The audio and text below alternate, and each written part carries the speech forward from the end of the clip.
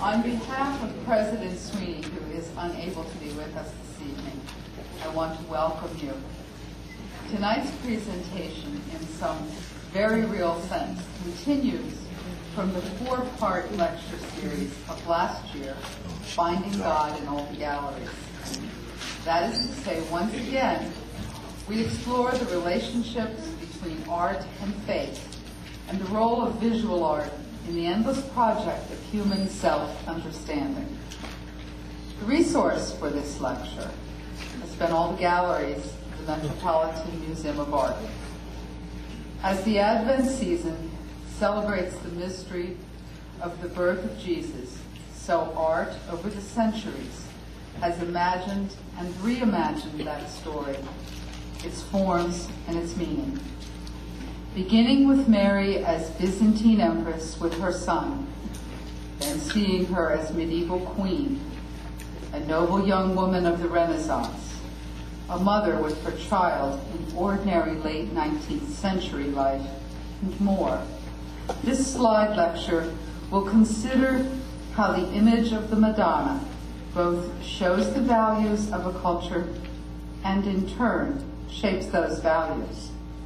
Tonight's lecture is titled Madonnas at the Met, a beloved theme at a beloved institution. Reverend Leo J. O'Donovan is President Emeritus of Georgetown University and past President of the Catholic Theological Society of America. He studied with Father Karl Rahner at the University of Munster, Rahner. He has written extensively about Rahner's theology, including an introductory volume, A World of Grace. In addition to publishing theological articles in systematic theology, he produces wonderfully inspirational and insightful art criticism for American Magazine. I recommend you go on their website. Commonweal, the Washingtonian, Stimmen der Zeit, and the National Catholic Reporter. We're hoping to have a wonderful and inspirational Advent beginning tonight. Father Leo O'Donovan.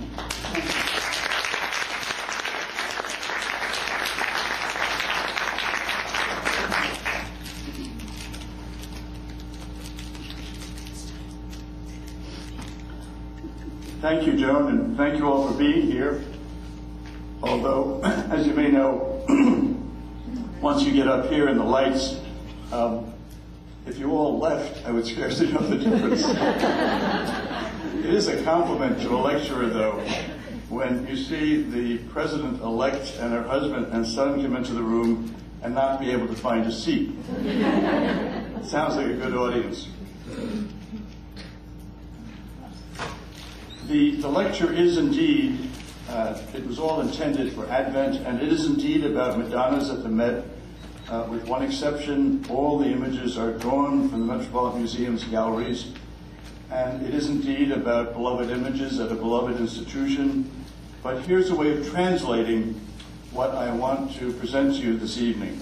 Madonna and child, mother and child.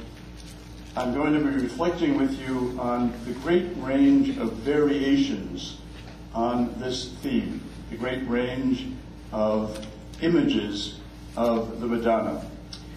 Images of the Madonna and child are everywhere at this time of year, of course, almost as frequently reproduced as scenes of the Nativity and the Adoration of the Magi.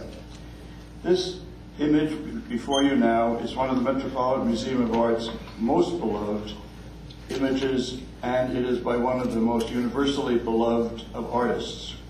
The artist is Giovanni Bellini, who was born about 1430. He was not trying to hide his age, believe it or not. We just don't know exactly when he was born. He died in 1516, and this Madonna and Child comes from the mid-1480s. The Madonna is, of course, in this case, late 15th century, the Renaissance coming to its peak, a very beautiful young woman who is put in her town scene. The red cloth behind her is called a cloth of honor, which hung behind all previous Madonnas as a sign of the reverence given to the woman and child portrayed. The little boy boy is looking up at her with great confidence. Notice how beautiful her hands are. And he's holding a pear, which is a symbol of the a symbol of salvation, of our redemption. Just to give you an idea of how much Bellini had learned, here is an image about 10 years earlier. This image of the Madonna and Child is in the Metropolitan also. It was a gift of Robert Lehman, the great financier. When you go to look at something at the Met, if you develop any particular interest in it, I would urge you to look at what is called the accession number. I say this particularly for the students. If you think, gee, I like that, look at the little ACC and then the number given, and you would notice that this is 1975 . 1975 was the gift that Robert Lehman gave the image. Little by little, as you go through the museum, you build up an acquaintance with who gave all these treasures, and you begin to notice their taste. Lehman loved Italian art. It's a very beautiful painting. This is a very decorative element. She is also set in her landscape, in her town, but you can see that the face, though well done, and the body, though well done, the shoulders a little awkward, the hands a little awkward. The child is crying. What would the reason for that be? Well, partly he's not yet come into his own. Partly there was not yet really a conception of childhood. There were no rights for children. There was not really a conception of how children would dress. So he's dressed really like a young man rather than a child. You see how much further Bellini had come in his talent. His name is down here, Johannes Bellini. She is at a parapet which both separates the mother and child from us and also presents her, gives distance and depth to the scene. The cloth of honor is pulled back, the little town is shown, a field here with trees without bloom, so it's either late winter or very, very early spring, and the typical Venetian light. It's a gorgeous, gorgeous painting. The theme of Madonna and Child, or Mother and Child, or for Christianity, Virgin and Child, is older than we might suppose. In the 3rd century catacomb of Priscilla in Rome, for example, there's a portrayal of the Mother and Child. And the 4th century great cemetery in Rome has a full face, quite hieratic, formal, regal presentation of the Mother and Child. When the Council of Ephesus in 431 affirmed Mary as the Mother of God, the technical word is Theotokos in Greek, regal images, Mary as queen, or as we'll see in a while, empress, became increasingly common in both the East and the West. In the West, iconography even crowned Mary fully as an empress. The East first influenced Western representations of the Madonna and Child, but gradually in the West, an independent phase of development came about. Old as the theme is in Christianity, there is an even more ancient concept in Ptolemaic Egypt, which sacralized the primordial relationship of mother and child in delicate statues of the great goddess Iris nursing her son Horus. This is an example of that theme. And this is where I cheat and go to Berlin because the sculpture is so marvelous and because it was also shown at the Met a few years ago. If, however, you want to see this theme at the Met, it's found throughout the Egyptian galleries. When you go into the Metropolitan Museum, you see the great information desk right ahead of you. If you turn right, you go to Egypt without even a bus token. If you turn to your left, you go to Greece and Rome. If you go straight ahead, you go through the medieval sculpture hall, then the great medieval hall of sculpture where these days the beautiful Christmas tree is, And if you go on to the very back of the museum, you come to the Lehman collection where some of our images will come from. Well, if you go to the right, you will find in gallery after gallery in Egypt images of Isis, the great goddess of Egyptian culture, nursing her son, the god Horus. Many of these sculptures most of them are very small. Some are only about 1.5 inches tall, and they're in a beautiful blue, it's terracotta glazed, which is called faience, but they also are done in plain metal. And indeed, there are several images, not of Isis, the goddess nursing Horus, but of an ordinary woman nursing her child. Here it's clearly the goddess because of her headdress. The interesting thing about this particular image is that these are 3 pieces, actually. The goddess is placed on a pedestal with an inscription on it. They are separable. And the child, the baby, is placed on her lap. He comes out of that embrace, so that it's really 3 different pieces.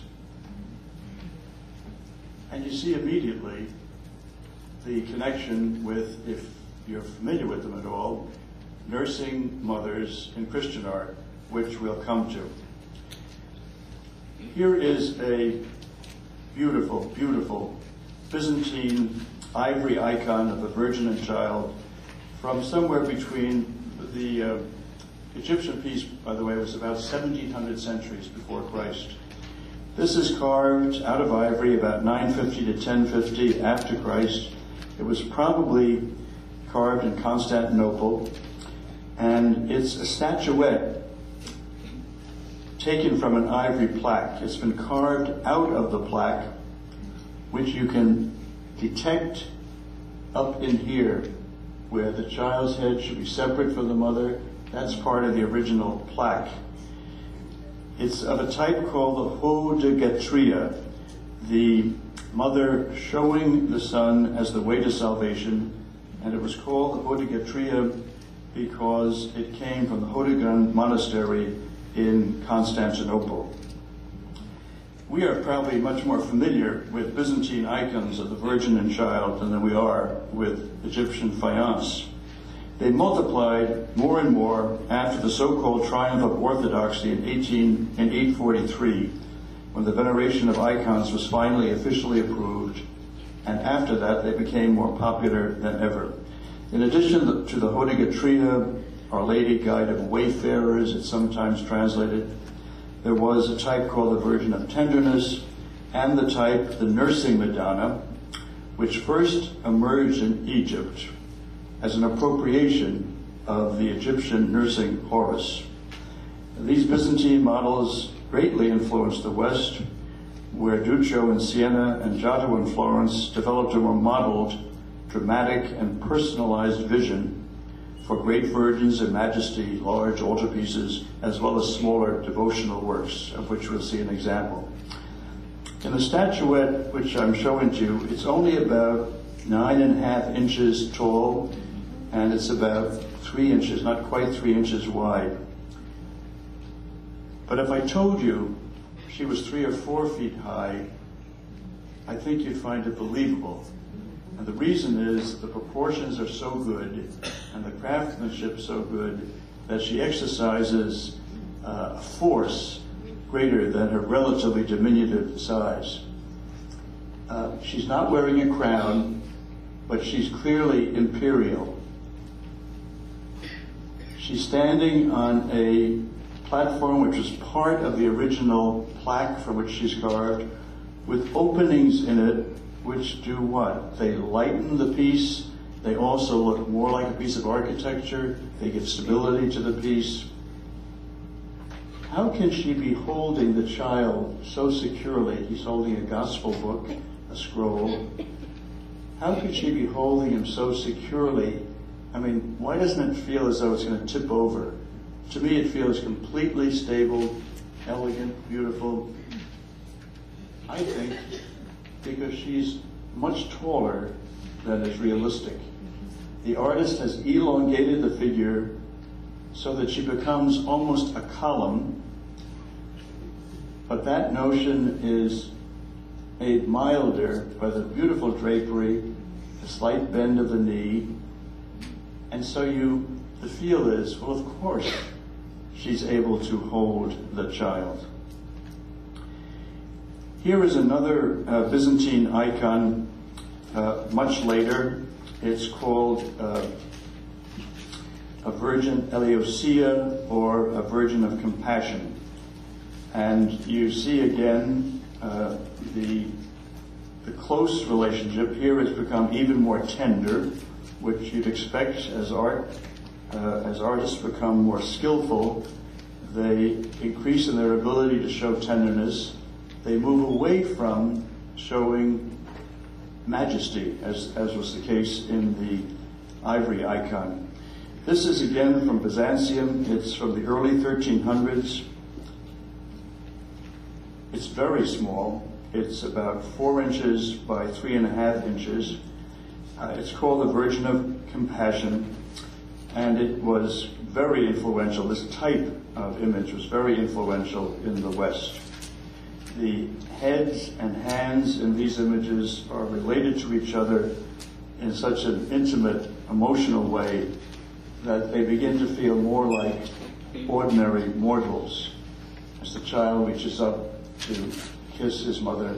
This says, in Greek abbreviation, Mater Theos, Mother of God, and you'll see those initials repeated again and again because this is in the full flourishing of devotion to Mary in Byzantium. Well, around this time, a little bit earlier in fact than the Byzantine image, a similar treatment was being given in India to mother and child. This is the Hindu god Krishna's foster mother, or wet nurse, with the infant Krishna, and she is obviously nursing him. It comes from Tamil Nadu, the south, and the Chola period, the early 12th century. It's copper alloy. She sits on a large pedestal, which could be interchangeable. And while she is nude from the waist up, she's beautifully clothed in this very simple tunic. Notice the typical Indian, incredibly beautifully balanced posture of the left leg and the right leg. She isn't really in need of standing on the floor, but she thrusts her right leg out to balance the weight that's on her left side. The child is nursing in a somnolent mood, as children nursing are. The hands are beautiful. She wears a bracelet here, a bracelet there, a necklace. Unlike a Christian version of the Virgin or the Mother of God. But you see the connection with the Egyptian piece and with other Christian pieces. If you go to the Cathedral of Chartres in the early 13th century windows, you'll find a very similar treatment of a nursing virgin, in this case, there, standing. Let's go back to an early Renaissance piece, actually a piece between Gothic and Renaissance, by an artist named Berlinguiero. He came from Lucca in northern Italy and was active, we know, by about 1228. He died in 1236, so well before the emergence of the great Sienese and Florentine schools. This is tempera on wood with gold ground, typical of the Byzantine tradition, and it's inscribed on both sides of the Virgin's halo again. though more faintly here. I don't know whether you can see that, Mother of God. Each has a halo. She is pointing to him as the Savior. They are looking partly towards us, but she is looking at us with what you can only call anxious sorrow. He looks past her as if to the future.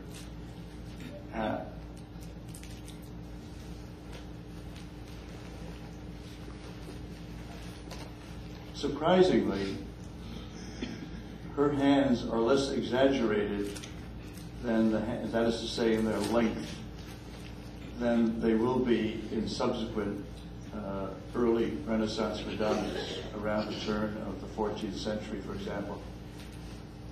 You notice that again, he looks not like a baby, but like a child, actually 3 or 4, you would say, in terms of its size.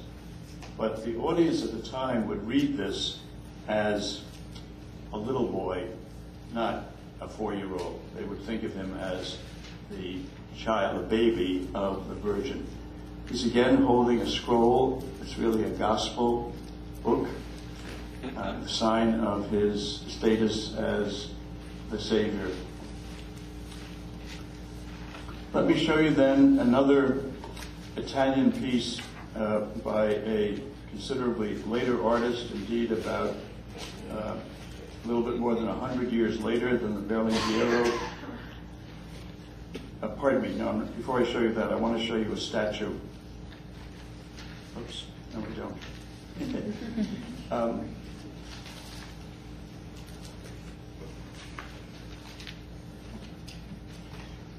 This is Ugolino de Siena, or sometimes called Ugolino de Nerio. He painted this about 1325, so just about 100 years after the Berlinguero.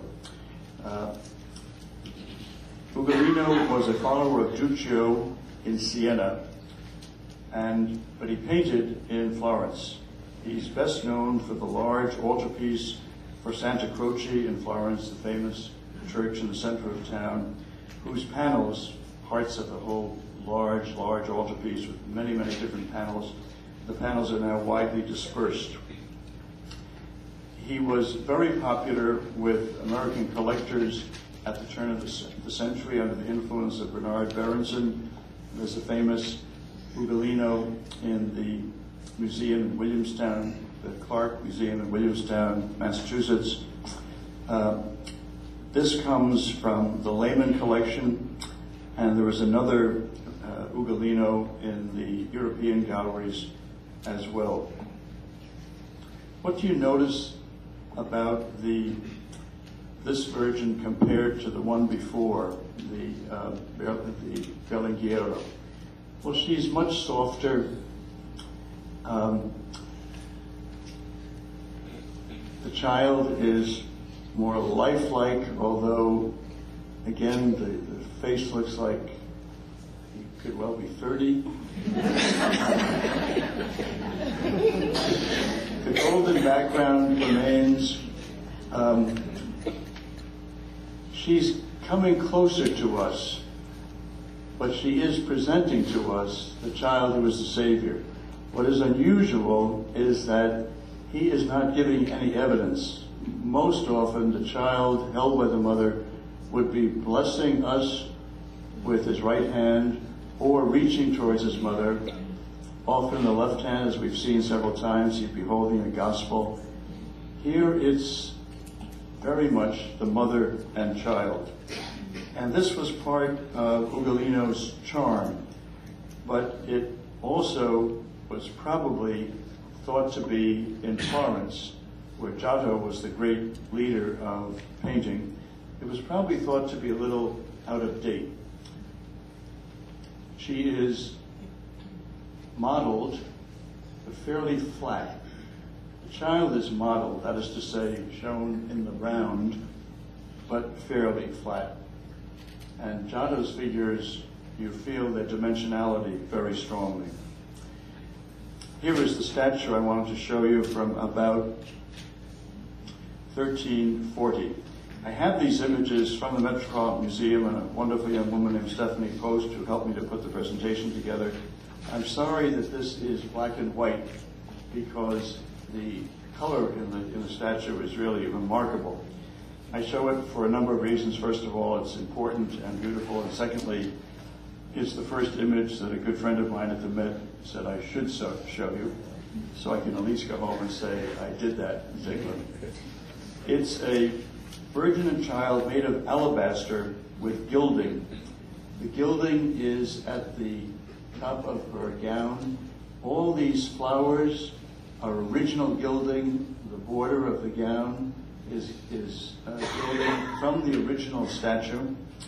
It's French from the Cistercian Abbey of Pont-aux-Dames, carved about 1340. It was a gift of J. Pierpont Morgan. And the details of the carving are exquisite. It may have been a gift from Jeanne d'Evreux, the Queen of France, to the Cistercian convent, which was near one of the royal chateaux. Originally, the Virgin wore a crown, so she would be a princess or a Queen of France, seen as the Mother of God. It may not be so apparent here, but when you go to see the statue, you may think that her head is very flat and plain. The reason is there should have been a fairly high crown at that point, and you weren't meant to see what was beneath it. Notice the slight smile, which is called the Gothic smile, and how the little boy looks up at her also with a slight smile. It's really a remarkable piece. It is also not very big, but it's perhaps 2.5 feet high.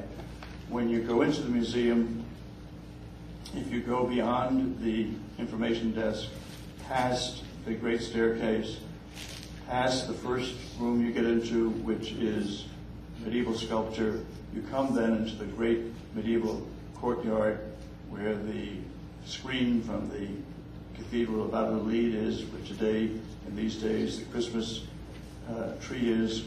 Just to your right is this statue, spotlit, and it's exquisite. What is this? She's holding a pyx, a container for the Eucharist, and that's what the child is reaching for, in fact, blessing. The pyx prefigures the Passion. And so it is at once an image of mother and child, and of the child who will die for our salvation. I don't know whether you can detect it here, but her left hip is slightly displaced to the left. You know how all young women holding a child will put their hip out a little to support the child on the hip. Where did we not see it? In that beautiful Byzantine ivory from 950 to 1050. She was straight as a column holding the child in her left hand.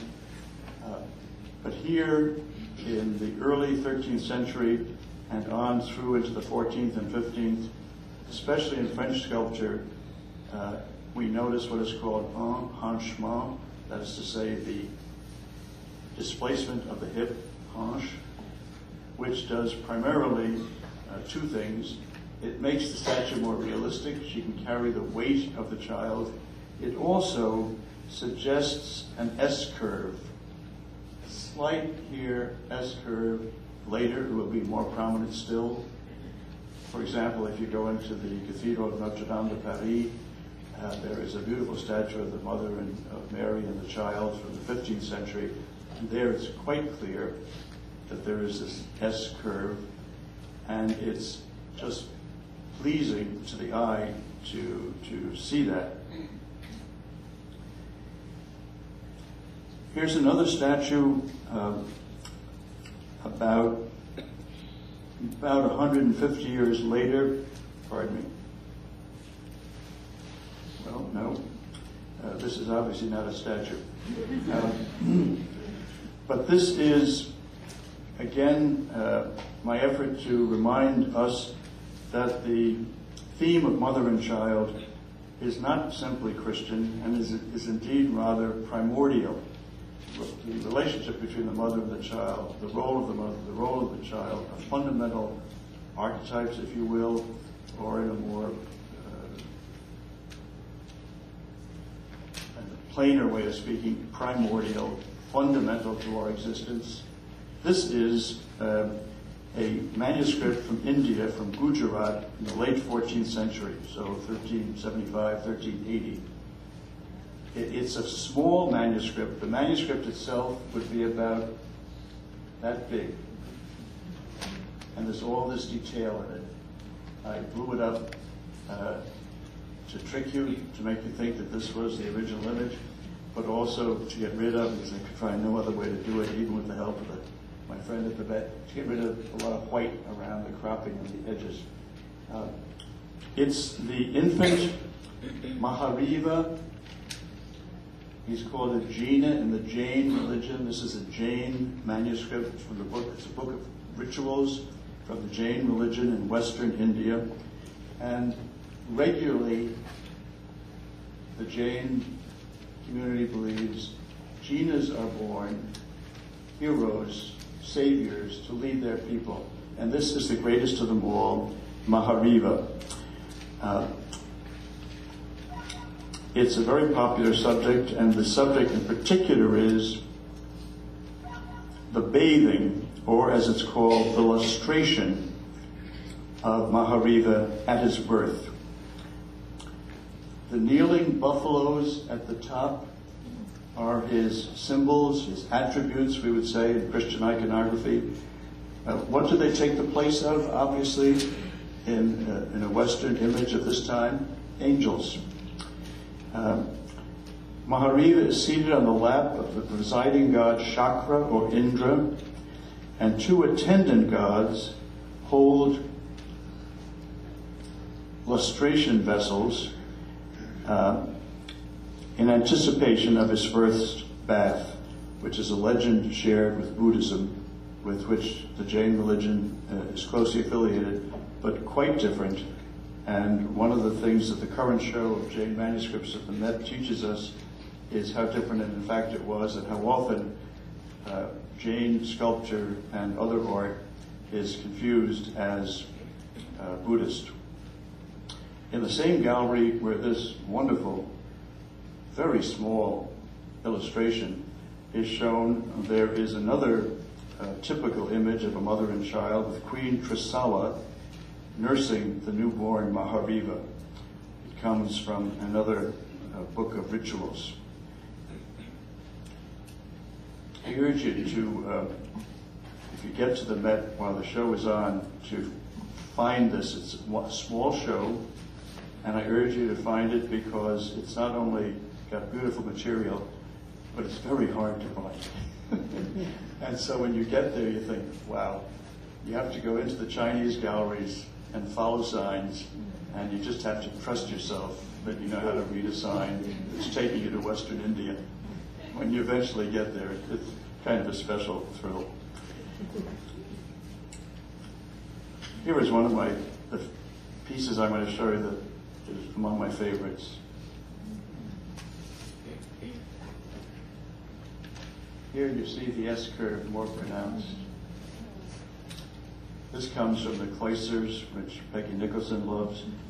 It's called The Standing Virgin and Child. It was not given a particular name. It's about 1470, and it's attributed to Nicholas Gerhard von Leyden, who was from the northern lowlands, but worked in Strasbourg in France as a sculptor. It's carved boxwood, very hard wood, with a kind of caramel color.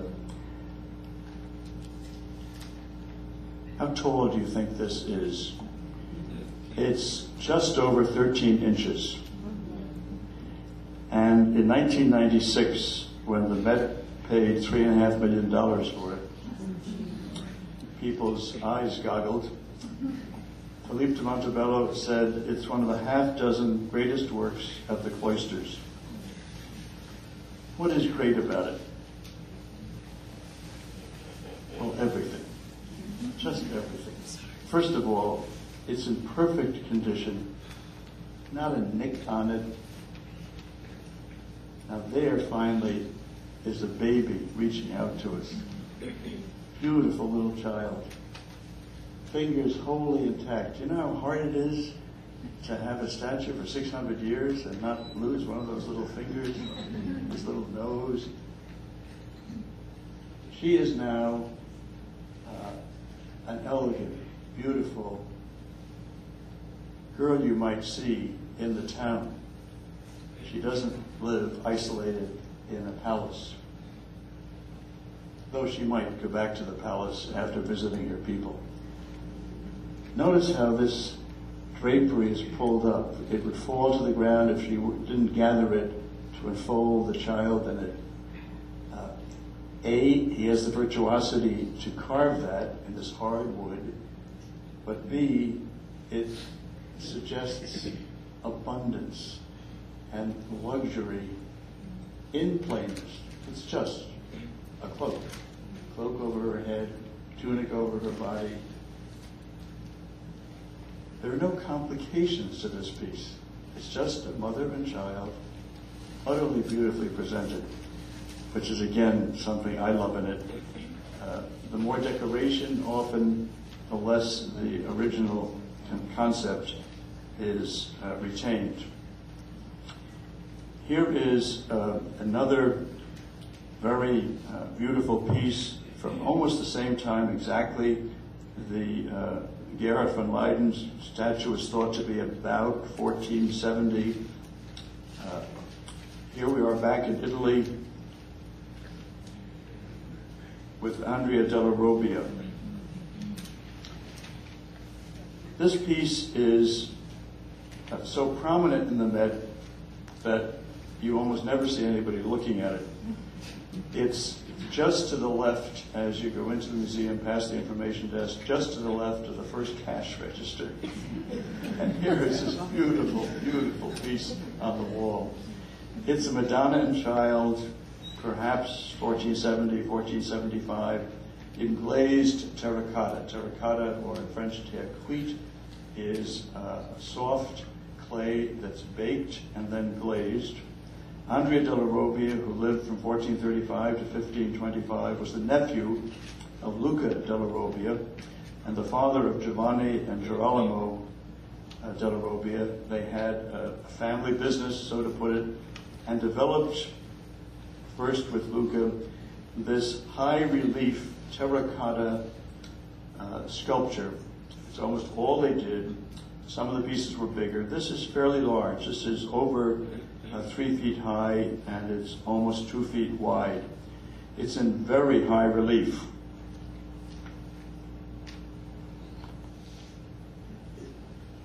The relief is so high, that is to say, it stands out so much from its background that you might think she was independent of the background, but she's not fully modeled. She's part of the background. The seated Virgin, wearing a cloak over her head and shoulders, with a belted tunic beneath, is holding her son as he raises his right hand in blessing. And here again we have a wholly plausible child with a truly exquisite mother. His gently lowered head and downcast eyes suggest the melancholy. Her gently lowered head and downcast eyes suggest the melancholy of a girl whose heart will be pierced, while he looks out at the viewer with a similarly serious but not quite so melancholy expression.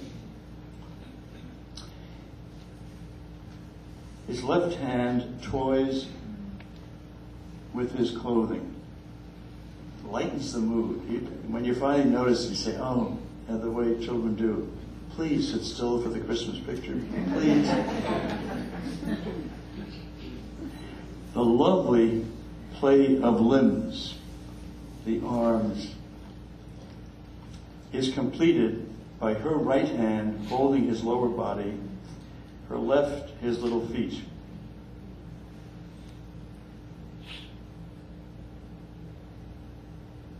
that may be a little bit too large, don't you think? But if you say that to anybody who cares about art, the answer will be, who wants perfection?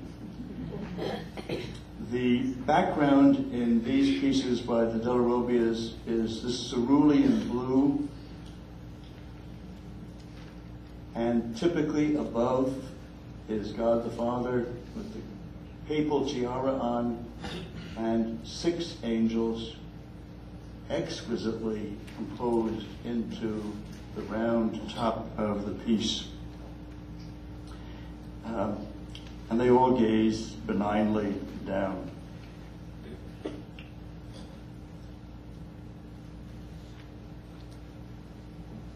This is, in one way, wholly realistic and completely winning.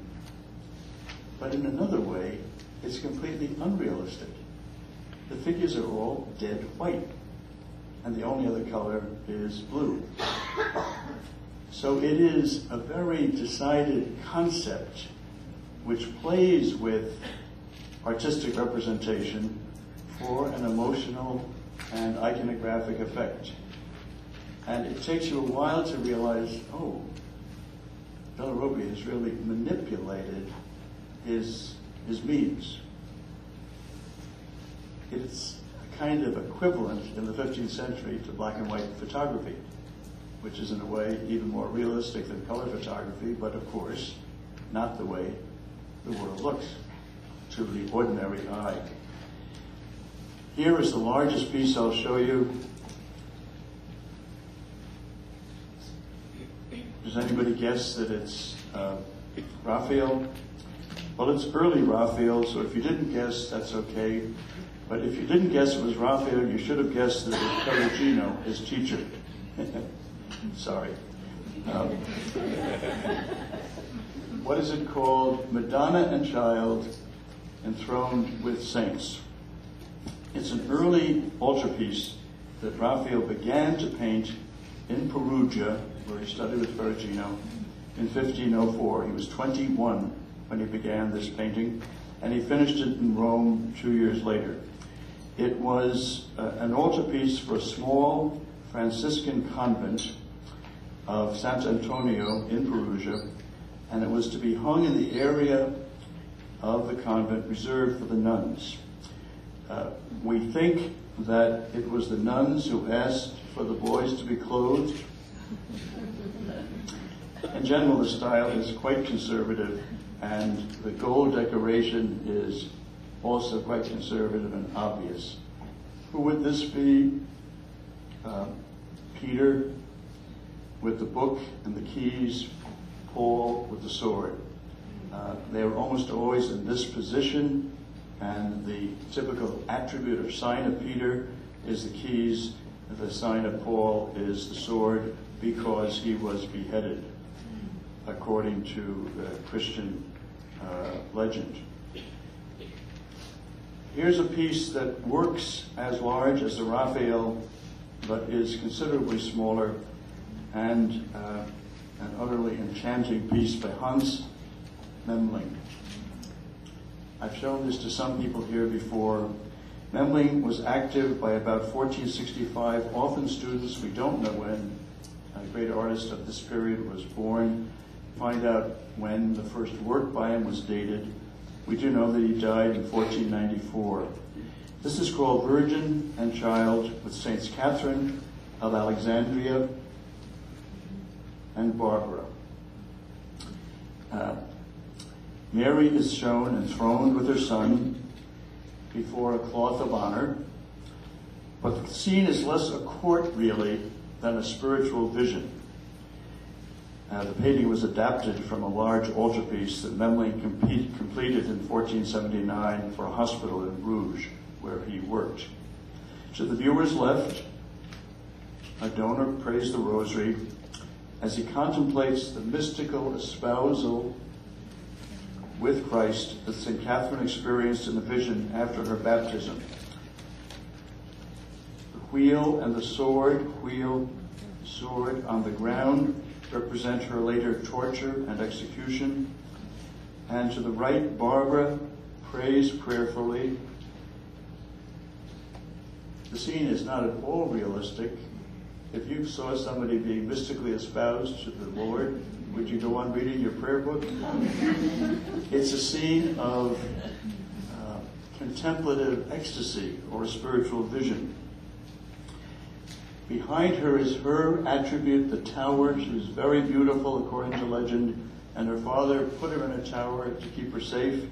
And when he found out that she had become a Christian, he kept her in the tower until he could find the right moment to behead her.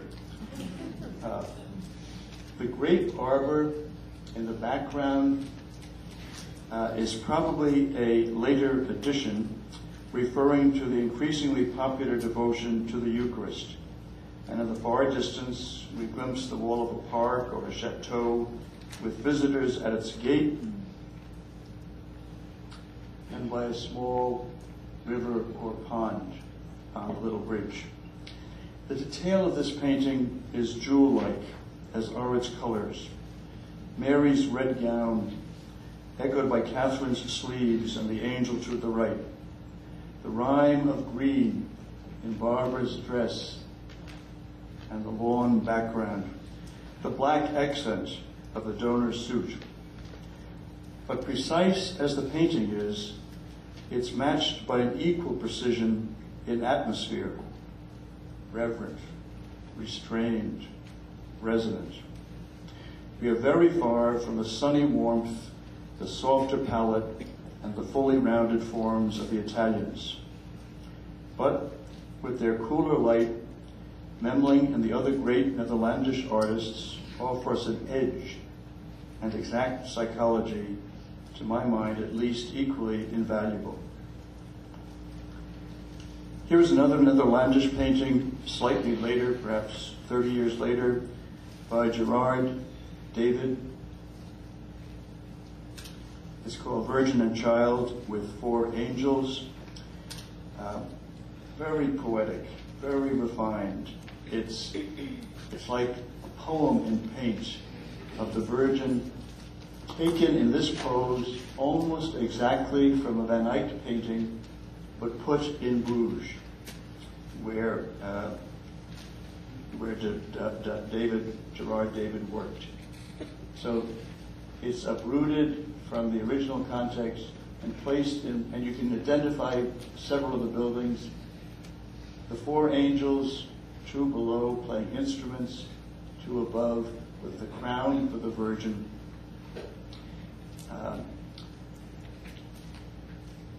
What is this behind? It's an enclosed garden, what is called a hortus conclusus technically. It's an enclosed garden before which, in a window, the Virgin and Child stand. It was a representation of Mary's virginity, and a Carthusian monk is praying as he walks through the garden. The painting may have been done for a Carthusian monastery nearby. Let me move to a much more florid and extravagant period, leaving the Renaissance both in Italy and in the Netherlands, and going to the Baroque period. There were many, many Baroque Madonnas. There were not very few, if any, Marian images in the countries of the Reformation, but in the countries of the Catholic Reformation, there were a great many Marian paintings, and perhaps even more. Here is a very famous one by Murillo.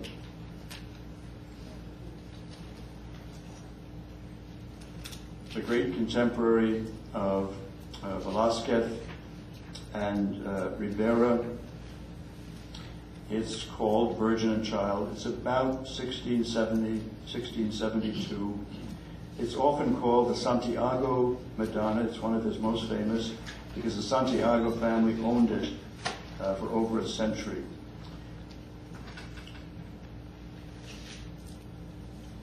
Here, Mary is an utterly,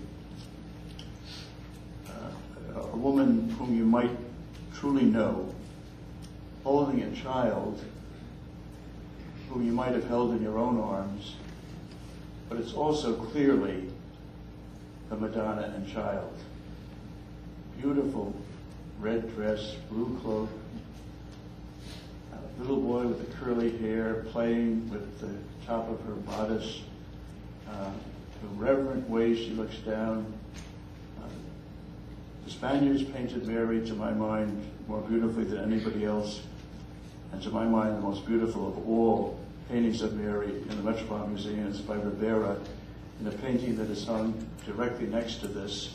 It's called The Holy Family, with St. Catherine of Alexandria and Anne. Beautiful face.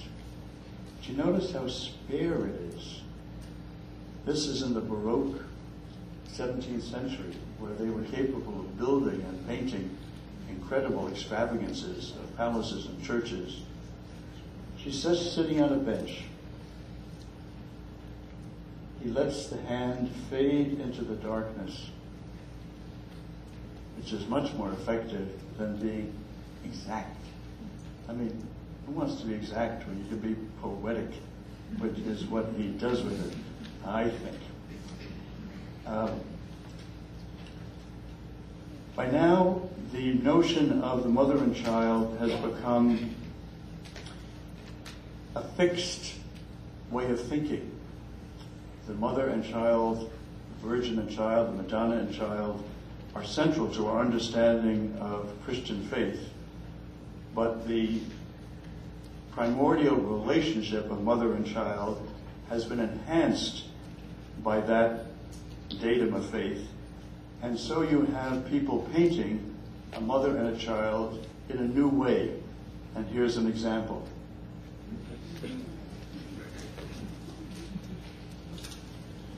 Clearly, this is not Mary, the Virgin Mother of God. But you see the pattern of the marvelous woman presenting her child. This is Goya, Francesco de Goya, and he painted the Countess of Altamira, and actually I'm cheating a little bit, that's a little girl. Though how one would know, because they dressed little boys just like that too. It's the Countess of Altamira and her daughter. She has a full crown of black hair, typically black, Spanish eyes, thin red lips. She's on a pale blue sofa in a pink dress, gorgeously painted, with the flowers at the base, with a white scarf and shawl. The little girl is in a gray-white dress, and each holds a sprig of flowers in the right hand. Well, let me show you another take on mother and child, and very different. And we're not sure when it was done.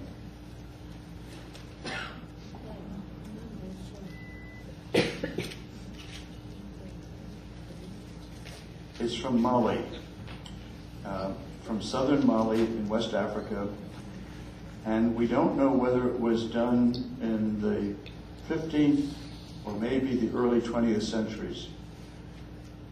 You know more about this statue than you would think. Well, why wouldn't we know when it was done? It's tribal art. We have no idea of the artist. It was unimportant in the village who did it. What was important was its function. But wooden art in the climate of Africa is not likely to survive long. So most of the great pieces of African art we have are of relatively recent date. But some are so well done and clearly have been so well taken care of that they might be as old as the 15th century. The woman is seated on a geometrically sculptured chair, the bottom of which is lost, as are the lower parts of her legs and feet. She's wearing a typically conical headdress with side straps falling to her shoulders. She has hooded eyes, a sharp nose, and full lips, large pendulous breasts. Her elongated arms, the left, which you can't really see here, has a dagger strapped to it. Clasp the child to her, fiercely, and the hands are almost like 20th century abstract sculpture. She clasps this child so fiercely, protectively to her, and he returns the clasp so firmly that he almost melts into her body. You could imagine that he's still in the womb. The figure was kept in a shrine, and at regular festival times would be brought out in the village. She was meant to promote fertility and the health of newborn children. She would not, however, be presented alone. She would have attendant figures next to her who would take care of her and her child. I urge you, when you have the time, to go to the Metropolitan Museum and turn left to go to Greece and Rome, but when you get just before the great atrium that Shelby White gave, turn right and go into the Michael Rockefeller Galleries, the galleries of African and Oceanic art. And one of the first groups you'll see of sculpture without any cases, I don't know how they dare to do this, will be this incredible, powerful, almost life-size figure. And on either side of her is one of the attendant figures that would have been brought out into the village square to protect her. Mother and child, functioning in every culture in a primordial, preservative, fiercely protective, benign way. Then a very different image. And this is about 1830. The Met was very happy to buy this in the late 70s, very recently, in 2007. The artist is Johann Christian Dahl, and it's called Mother and Child by the Sea. If you stand before something you don't know what to call it, just describe it, and 9 out of 10 times you'll get an A+. It's called Mother and Child by the Sea, and it's, I think it's certainly 1830. Dahl was a Norwegian landscape painter, and he lived in Dresden in the same house with Caspar David Friedrich, who was the most famous of the German Romantic painters. The Met was thrilled when, some years ago, they were able to acquire Friedrich's Two Men Contemplating the Moon, a very moody picture painted almost exactly at the time of this painting. This is a very small painting. It's about it's oil on canvas. It's about 6 inches by 8 inches. And it reflects Dahl's admiration for Friedrich, who frequently used the effects of fog and dusk and twilight and the moon. Friedrich was also fascinated by the image of anchors on beaches. But Dahl does a variation on that. If Friedrich's paintings tend to be moody and mournful or melancholy, for all the darkness, sky is wonderfully done in this small painting, there is an element of optimism here as the mother supports the child who gestures towards the boat, which we almost inevitably feel is bringing a loved one home. It doesn't tell the story, but that's the suggestion. And what he wants is the mood of happy expectation, which is evoked between the boat and the couple, the mother and the child. And the very dramatic anchor. Of what is the anchor a symbol in Christian theology? Hope. So if you want to bring that piece of knowledge to bear, the hopefulness of the painting would be even more likely. I show it to you because I don't know this painter very well. I'd be surprised if many of you know him backwards and forwards, or even upwards and downwards. But it's a lovely little piece, and they were thrilled to get it. Here is just a wonderful painting of mother and child.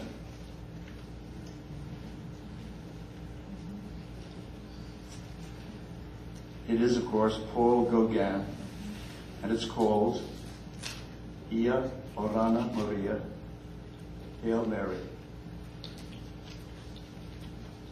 This is the angel with the beautiful feathery wings.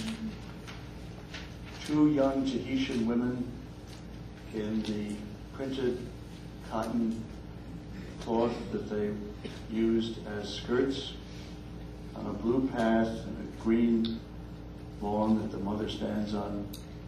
It was the very first painting he did in Tahiti. And here's a very interesting part of it.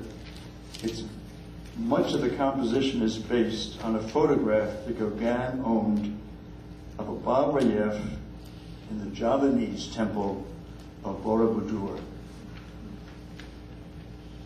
This man who did not really share Christian faith, nevertheless wanted to use a Christian typology, a Christian type, Mary and the child, for his first painting in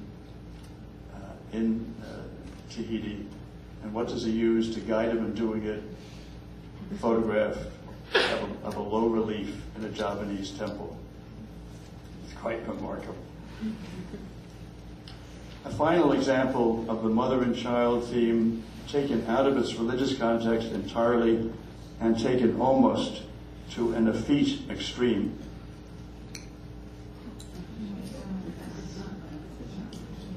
It's by Giovanni Boldini, an Italian who became extremely popular in England at the turn of the 20th century, painting the great fashionable people of London. It's called Consuela Vanderbilt. She was Cornelius Vanderbilt's daughter, and truly beautiful, not just made beautiful by Boldini. She entered into an arranged marriage with the 9th Duke of Marlborough, had two beautiful sons. The boy, if overdone in his elegance, was handsome. The marriage did not last. She married again, but she was very dedicated to the poor. She came back to America, committed herself to social causes, and was an admirable woman. This painting hangs next to John Singer Sargent's famous Wyndham Sisters, and 9 out of 10 people going to the museum presume that this painting is also a Sargent. So I urge you to go by sometime, say hello to the 3 elegant Wyndham Sisters, and then see if you remember that Consuela Vanderbilt was done by Monsieur Boldini. One last teasing but tantalizing, troubling image of woman and child.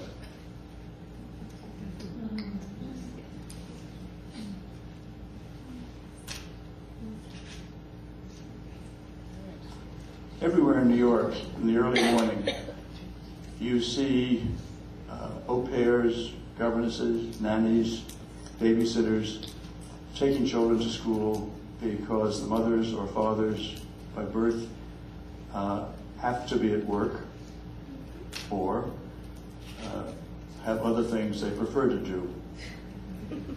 I've noticed in buses and on the street and in subways, but more often on buses and streets, how intimate and loving the relationship is of the young women, often of color, who are escorting and taking care of the children.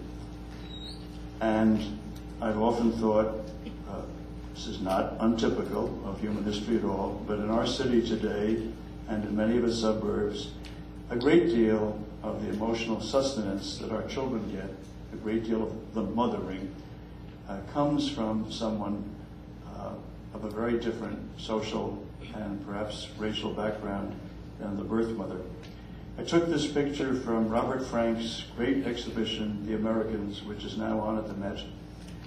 Frank was a German who came to this country right after the Second World War, and just before 1950 traveled all over the country, took zillions of photographs. And when it was first shown, I was a child, and I naively thought it was a celebration of America.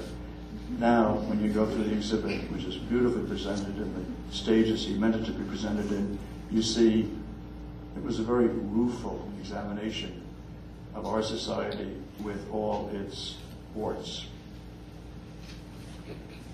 So what is this genre or type of the Madonna and Child, the elemental theme of mother and child transposed into a Christian key?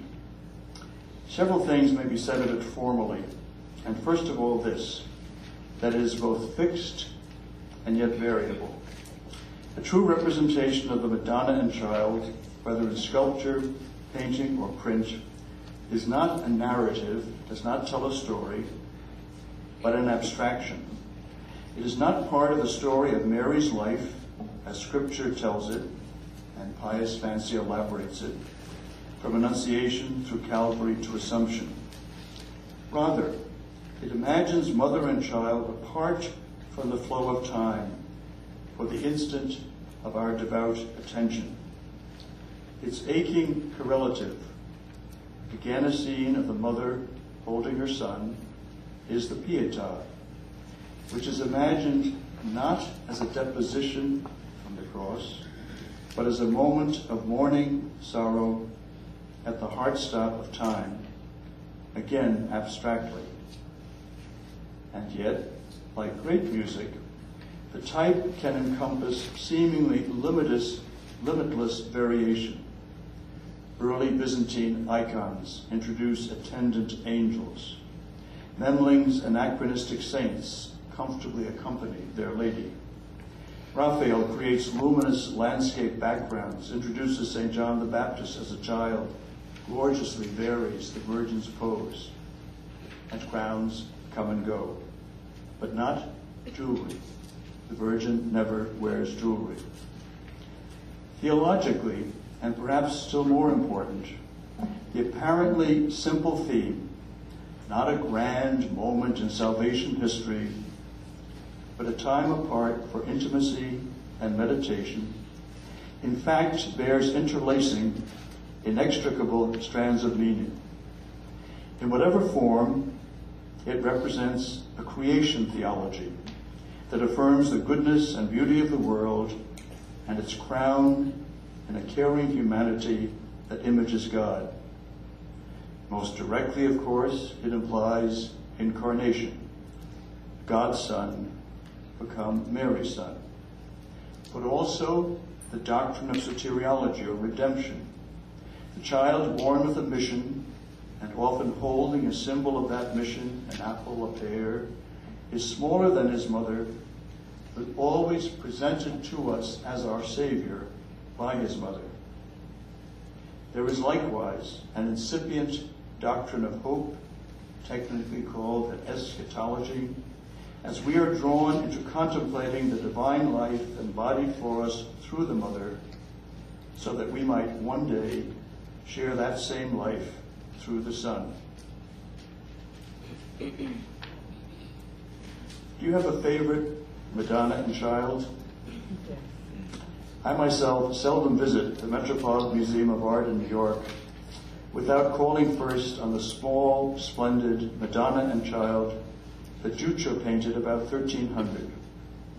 It created a sensation in 2004 when the Met paid a fortune for it. But the sensation now, apart from its extraordinary condition, is the well of intimate and healing feeling it conveys. But we also need, do we not, images of the mother and child more of our own time, images that can challenge as well as comfort. I think of several printed with utmost simplicity and depth of conviction by Georges Rouault in his great folio of Aquitaines, Miserere et Guerre, Mercy and War, completed in 1927, but not published until after World War II. And I think especially of plate 42, Bella Matribus Detestata, Wars, the Dread of Mothers.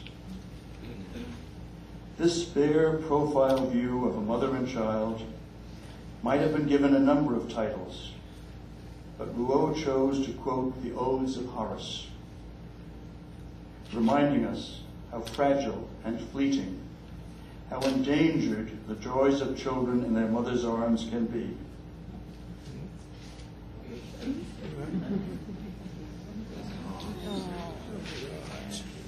Well, you remember.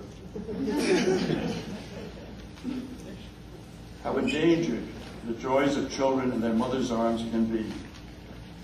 Cherish him, we say to the mother in the print. Hold her to the child. Rejoice in the moment of intimate embrace. But be aware, as the blunt black modeling warns, that the most assured grace is subject to rejection and abuse. Blessed Mother, beautiful child, remind us in this season preparing to celebrate the birth of Christ, how precious and yet how pained our condition can be. Thank you very much.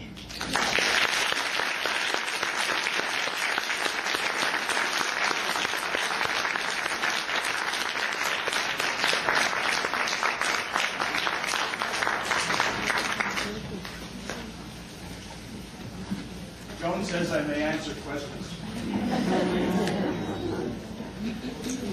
Lauren is going to try to...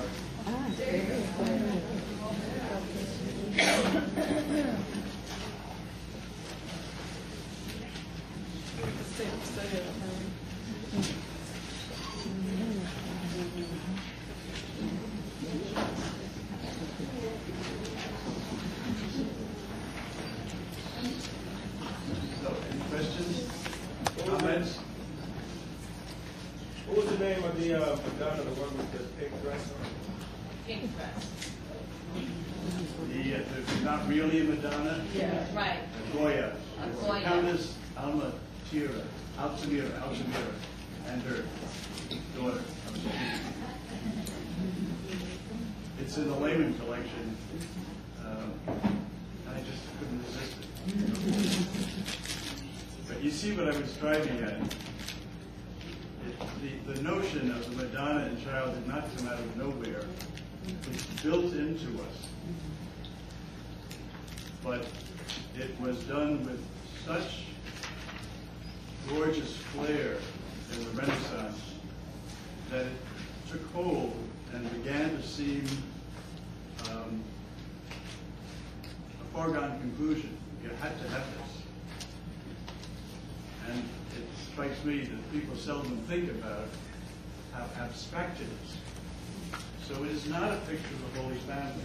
If you see that Holy Family, it's not only about the mother and child, and John and child, it's about Joseph and Anne and Catherine of Alexandria.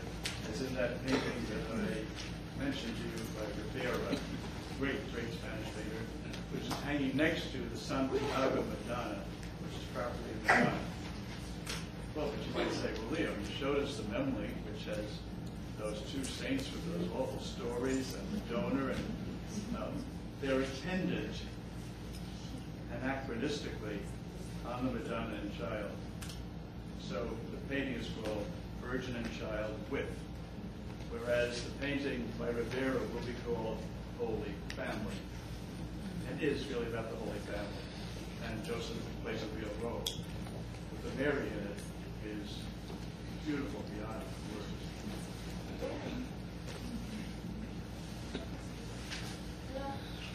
Yes? I actually admire the diversity of painting from different ethnic groups because, especially in a liberal arts college, where we deal with different ethnic so I really do enjoy just watching it to let, because in our class, we're supposed to intertwine this into our paper. And I'm looking at it right now, and as a student of a liberal arts college, I really can appreciate the arts, knowing that we not only focus on one religion, but we respect others' religions. So I really do enjoy it. Thank you. Let me say a word about the piece from Mali. It's so much better than what the slide shows. Let me tell you a little bit about how the Met works how any good museum does, but the best. And it is, nobody does things better than they do. They have a whole photography department on the fourth floor in the north wing. They have about 12 professional photographers, and then a number of assistants, and then the people who catalog the photographs. Every time they get a new object, painting, sculpture, whatever, it's photographed, and it's then digital. Now it's digitalized. It used to be cataloged. Now it's digitized, and it's put into what's called the Met bin. I think that's kind of irreverent. I would call it something like our precious storeroom or something. Anyway, it's put into something that's called the Met bin, and they can pull that up. I wasn't very happy with this image of that great statue, but the young woman who was helping me pull the images together had been so generous with her time that I didn't want to say, can't we get a better image? I was very unhappy with the Ducho, of which I have a better image, but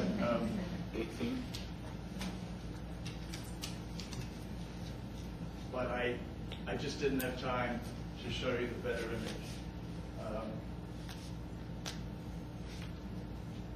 I'll talk about that a little bit more later. But coming back to the piece from Mali, you could write a really good paper on African views of mother and child by walking through the Rockefeller galleries and start with the one I showed you just to get started. You might not think it was the best. I happen to think it's the best they have of that type. There were repeated such images in the African galleries. I don't know of any in the adjoining oceanic galleries, but I know there are a good many in the African galleries, and you could hunt them down and just compare them. Well, how would I know how to do that? Look. Just look. And if you misinterpret it and you say it's 200 years older than they tell you, say what you think it is. Because they make mistakes even at the Met. Anyway, there's an education there to be had. Let me say a little bit about my lady here, whom I adore. Some of you have seen me present her before. How big do you think this is? Oh, yes. 8. Exactly. Now, this is a liberal education center. It's the size of a piece of legal stationery, and they paid $45 million for it. And every year, it's worth more. This is the original frame. How could that be possible? Well, like it's devotional art. It's not for a big church. So it was done for a donor who wanted a piece in the family library or chapel, perhaps, or even dining room. And it was not often sold. So for many years, decades in the 19th century, for example, it belonged to the Stroganoff family, and is hence called Stroganoff Madonna often. They were not the only people. What has happened here? That's damage, almost certainly from candles that burnt in front of it. When it was put on the wall, and had devotional candles, and the donor would come to pray, or the family would pray before it, they'd light the candles, and that burnt the beautiful wood. There's delicate, marvelous stenciling around here, which does what?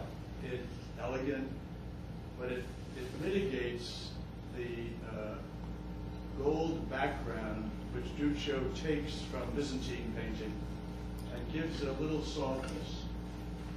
The halo of the mother and of the child are also stenciled, and that means they're pinpricked to form a pattern which you can feel when you stand next to it. You feel the depth of the pricks in it. She's wearing a cloak of blue with a star here and a star here. This is 1295 to 1300. In 1278, he did a famous painting, much larger, about so large, called the Rochelle Madonna. In that painting, she wears a blue cloak, these two stars, and thereafter, she always has the stars on her cloak. What he's introduced is immense modeling, it's called, as I said earlier, discovering how to show the depth. You see her shoulder, it's hard to see it, but you can feel that it's not flat. It's a woman's shoulder. You can feel her breast in here. It's not flat. There's the folds of her breast. Why are the hands so overlong? Some people say she has silly putty hands. Two reasons. This woman, in Ducho's view, never worked. So her hands are delicate, and that's what they suggest. Secondly, you couldn't yet paint the way Raphael could paint a hand. But guess what? That was fine. He was much more interested in showing her elegance than the exact proportions of her hand. The little boy's red tunic and purple cloak are astonishingly well preserved. There's this very similar piece in the National Gallery in London. It's a triptych, however, with two side pieces. But the painting is not as well preserved. And the child is neither as well painted, as realistic looking, nor are the colors as good. Comma, says the New Yorker. Is he a little awkwardly seated? A little. What about this? Oh, here. This is the famous gesture.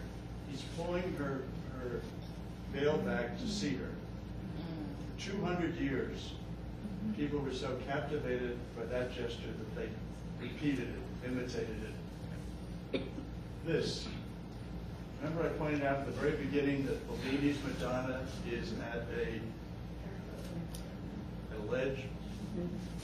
This is the introduction of that into Western painting, where Ducho paints a balcony behind which she stands, before which we stand. It's both. We're presented to her, she's presented to us. You not only get the pictorial sense of depth, you get the feel of such a scene. And it's indented. Very simple. It would seem to us the most obvious thing in the world, but it was an invention. He did it for the first time. Again, to give the sense of depth. So when I go to the museum, whether I'm looking for the African galleries or that Jane manuscript that I didn't think I could find, I first go by to say hello to her. Yes? Yes, please. There's an image that I've observed quite often within the Latino community here in New York, the image of La Caridad del Pobre. It's of the Madonna and Child, but there's a boat up underneath. Are you familiar with that? It's called La Caridad del Pobre. She's the patron saint of Cuba, but the Latino community, it's the Madonna and Child, but I don't know the exact Spanish name, but they're patrons in a boat up underneath, and they're like framed to her. Are you familiar? Or is it the moon? There's a moon there also, yeah. Today in the church's calendar is the Feast of the Immaculate Conception. Okay. And that's generally represented with Mary standing on the moon as a reference to a passage in the book of the Apocalypse. Okay. But normally, the Immaculate Conception is about her being born free of sin in anticipation of her son's redemption. Normally, she's not presented with the child. sometimes the two are conflated. And sometimes it's hard to tell whether the image is of Mary immaculately conceived or Mary being assumed into heaven. And the range of imagery in national communities is enormous. So I thought, for example, we're coming to the Feast of Our Lady of Guadalupe. I should have shown an image of Guadalupe, except that's not the Madonna and Child. It's just the Virgin. Keith Haring, has a version of Guadalupe. So I didn't show that, though I would like to. Very selective. But thank you for reminding us. Thank you. Yes. I think I like, this is one of my favorite ones, the ones that you shown, and I think it's because the association I can personally make with it. I can't hear you. Oh, I said this is one of my favorite ones, and the reason is the association that I make. I was a teen mother, and from what we know, she was very young when she had her child, and you see the sense of uncertainty in her face, and I had a son also, and I always felt like he was a little man, like he was a little person, and if you see the picture, it looks like he's a little man, and he's kind of gesturing to her. It kind of also looks like he's comforting her, like, don't worry, mommy, everything's gonna be okay. So I can definitely relate to this painting, it's like, that when you look at your child, it's like, they have so much potential. And you want to do the best job that you can do to make sure that they reach their full potential. And she just looks really scared, and I can associate with it as a parent, especially at such a young age. So. I think that should be the last word.